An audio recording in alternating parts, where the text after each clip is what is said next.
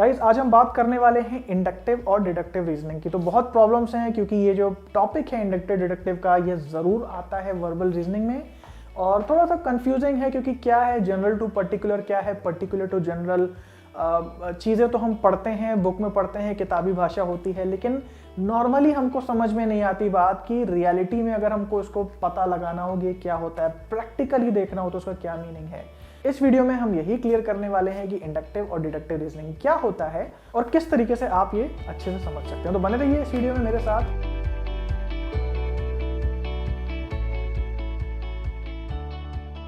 तो गाइस आप सबको पता होगा डिडक्टिव रीजनिंग होता है जनरल टू पर्टिकुलर और इंडक्टिव रीजनिंग होता है पर्टिकुलर टू जनरल। तो इसका क्या मतलब है इसको समझ लेते हैं।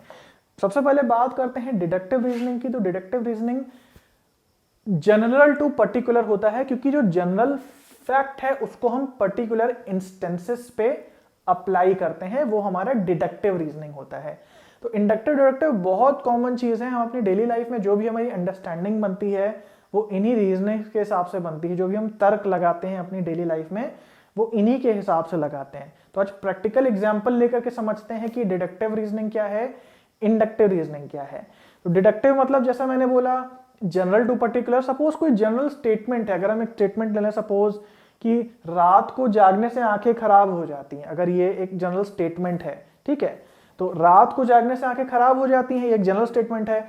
अब इसको यूज करते हैं पर्टिकुलर इंस्टेंसेस पे, यानी कि जो एक एक चीजें हम दिन ब दिन एक्सपीरियंस करते हैं उन पे।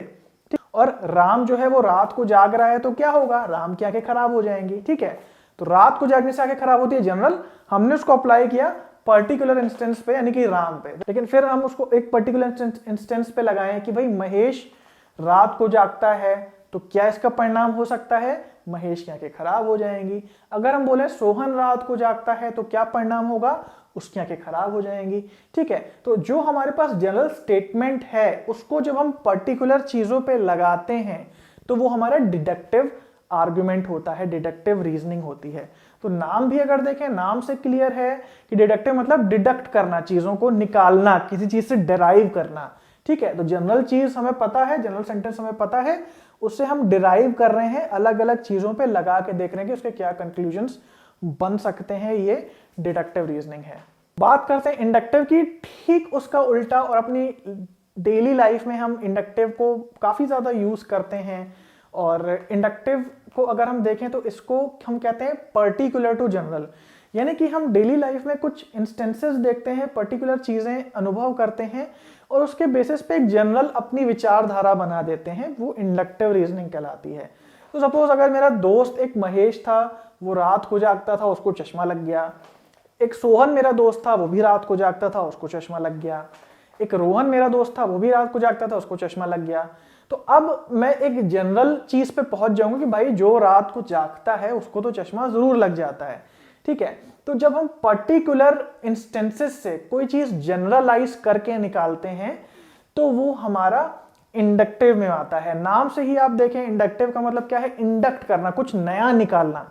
ठीक है, तो ज्यादातर जो रिसर्चेस होती हैं वो इंडक्टिव इन नेचर होती हैं। इसका मतलब कि हम पर्टिकुलर चीजों पे डेटा कलेक्ट करते हैं, पर्टिकुलर इंस्टेंसेस पे रिसर्च करते हैं, उसको इकट्ठा करते हैं, डेटा कलेक्शन करते हैं और उसके बाद एक जनरलाइज्ड फैक्ट सामने रखते हैं कि भाई देखो इतनी इतनी जगह पे ये हो रहा है, इसका मतलब ये चीज इसमें से कॉमन निकल करके आ रही है, तो ये इंडक्टिव में आता है।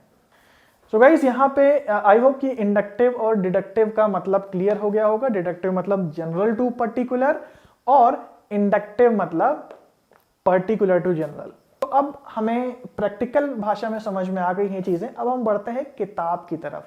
तो किताब में क्या लिखा होता है, डिडक्टिव रीजनिंग जो होती है उसमें जो कंक्लूजन होता है वो डेफिनेटली ट्रू होता है। अगर प्रीमाइस ट्रू है तो कंक्लूजन भी सही होना ही होना है।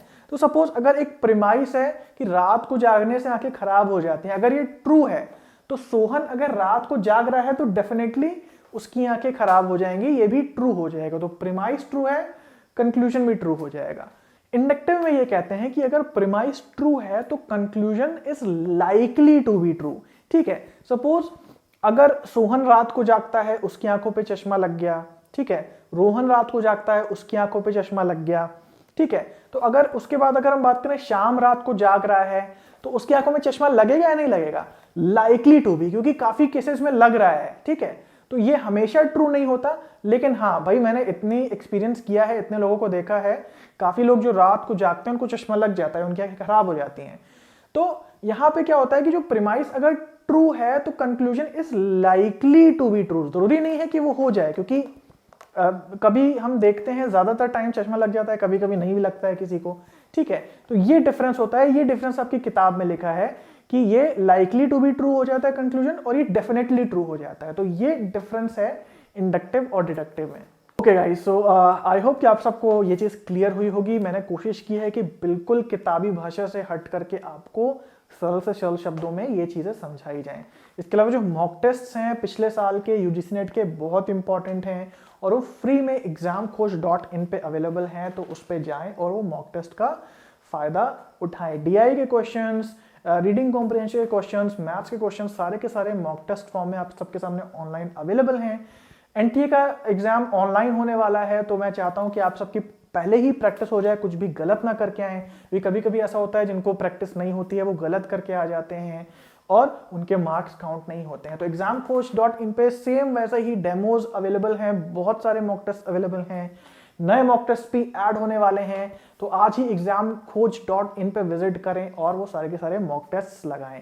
अगर आपको वीडियो पसंद आएगा इस प्लीज को लाइक करिए, शेयर करना बिल्कुल मत भूलिएगा, क्योंकि शेयर करना फ्री है लेकिन काफी लोगों की मदद हो जाती है। ऐसे ही वीडियोस के नोटिफिकेशन अगर आपको अपने फोन पे चाहिए तो भाई यहाँ पे सब्सक्राइब करके बेल का बटन जरूर दबा दीजिए, तो जैसे ही मैं एक वीडियो डालूंगा आप सबके पास उसका नोटिफिकेशन आ जाएगा। तो गाइस मिलते हैं नेक्स्ट वीडियो में, तब तक के लिए have a nice day and take care.